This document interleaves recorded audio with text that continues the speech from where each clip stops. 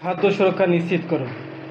রাজশাহীর বাগমারা উপজেলার নিমাই বিলের কৃষি জমিতে জোর জবরদস্তি অবৈধ পুকুর খনন বন্ধের দাবিতে সংবাদ সম্মেলন। আয়োজনে রাষ্ট্র সংস্কার কৃষক আন্দোলন, বরেন্দ্র ইউথ ফোরাম ও সবুজ সংহতি রাজশাহী মহানগর। তারিখ 21 জুন 2025 খ্রিস্টাব্দ, শনিবার। সময় বেলা 11টা। স্থান উংশু বুক ক্যাফে, গণকপাড়া, রাজশাহী। বাগমারা উপজেলার নিমাই বিলের অবৈধ পুকুর খনন বন্ধের দাবিতে সংবাদ সম্মেলন। প্রিয় পরিবেশ, প্রিয় সাংবাদিক ভাই ও বোনেরা, আসসালামু আলাইকুম। আজ 21 জুন, শনিবার।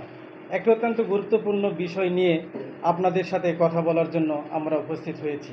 মূলত বাংলাদেশের বরেন্দ্র অঞ্চল শস্য ভাণ্ডার নামে অভিহিত এই অঞ্চলের সাধারণ কৃষকেরা অত্যন্ত কষ্ট করে জমিতে ফসল ফলায়, যা আমাদের সারা বছরের খাদ্য সংকট দূর করে। বাংলাদেশ সরকার ফসলি জমি রক্ষার জন্য বিশেষ আইন প্রণয়ন করেছেন, যাতে করে ফসলি আবাদি জমি কোনো ক্রমেই নষ্ট করা যাবে না। 2010 সালের 15/1 বালুমহল ও মাটি ব্যবস্থাপনা আইনে পরিষ্কার বলা হয়েছে, যে কোনো ক্রমেই ফসলি জমিতে পুকুর খনন করা যাবে না। অথচ এই আইনের প্রতি বৃদ্ধাঙ্গুল দেখে কতিপয় স্বার্থান্বেষী মহল নিজেদের লাভের জন্য সাধারণ কৃষকের আবাদি জমি জোর জবরদস্তি দখল করে স্কেভেটার মেশিন ব্যবহার করে আবাদি 3 ফসলি জমিতে পুকুর খনন করে চলেছে। রাজশাহী জেলার বিভিন্ন অঞ্চলের উপজেলায় তারা এগুলো করছে। আমরা এই বিষয়টি নিয়ে 4-5 মাস যাবৎ প্রশাসনের দৃষ্টি আনার চেষ্টা চালিয়ে যাচ্ছি।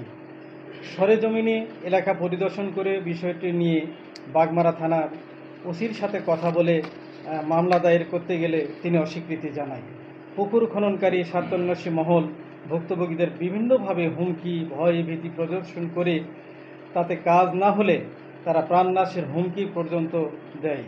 এমতো অবস্থায় থানাকে জানালে তারা একটি সাধারণ ডায়েরি করে এবং গত 13/3/2025 ইংরেজি তারিখে রাজশাহী জেলা প্রশাসকের কার্যালয়ের সামনে বিষয়টি নিয়ে মানববন্ধন করে ভুক্তভোগী কৃষক, রাজশাহী সামাজিক পরিবেশবাদী সংগঠন যেমন বরেন্দ্র ইউথ ফোরাম, সবুজ সংহতি, জুলাই 36 পরিষদ, youth action for social change S, নদী ও পরিবেশ বাঁচাও আন্দোলনসহ সামাজিক, সাংস্কৃতিক, পরিবেশবাদী সংগঠনের নেতৃবৃন্দরা। মানববন্ধন শেষে মাননীয় উপদেষ্টা স্বরাষ্ট্র মন্ত্রণালয়, কৃষি মন্ত্রণালয়, আইন, বিচার ও সংসদ বিষয়ক মন্ত্রণালয়, ভূমি মন্ত্রণালয়, পরিবেশ ও বন জলবায়ু পরিবর্তন মন্ত্রণালয়, মহাপরিচালক, পরিবেশ অধিদপ্তর এবং অনুলিপি, সিনিয়র সচিব, জননিরাপত্তা ও সুরক্ষা সেবা বিভাগ, স্বরাষ্ট্র মন্ত্রণালয় সচিব, কৃষি মন্ত্রণালয়ের সচিব, আইন ও বিচার বিভাগ, ঢাকা মহাপরিদর্শক, আইজিপি, বাংলাদেশ পুলিশ, ঢাকা উপমহাপুলিশ পরিদর্শক, রাজশাহী জেলা প্রশাসক, রাজশাহী পুলিশ সুপার, রাজশাহীকে প্রদান করা হয়েছে।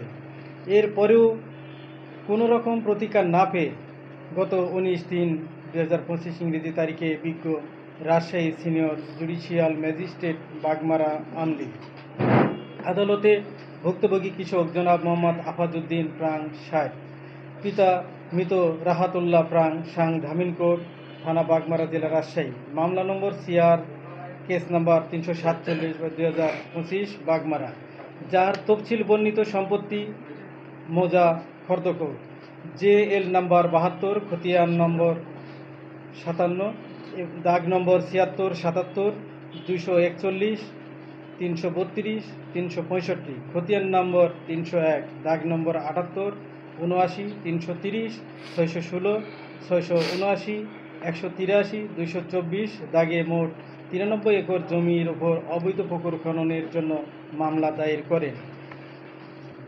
এ মামলার জন্য 12 জন নামধারী এবং 10 থেকে 12 জন অজ্ঞাতনামা আসামি করে মামলা করা হয়। মামলাটি তদন্তাধীন রয়েছে। বাগমারা উপজেলা এসি ল্যান্ড বরাবর তদন্ত ভার রয়েছে।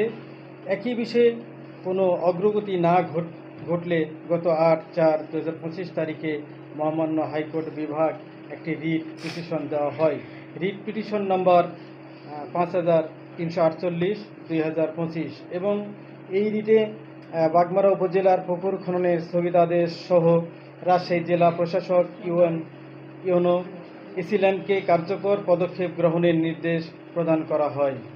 আসামিরা আইনের সকল কিছুকে বিদ্যাঙ্গুলি দেখিয়ে সন্ত্রাসী কায়দায় বাদী পক্ষসহ অন্যান্য কৃষক এর জমি ঈদুল আজহার ছুটিতে কাজে লাগিয়ে তফসিল বর্ণিত সম্পত্তিগুলোতে পুনরায় খনন শুরু করেছে।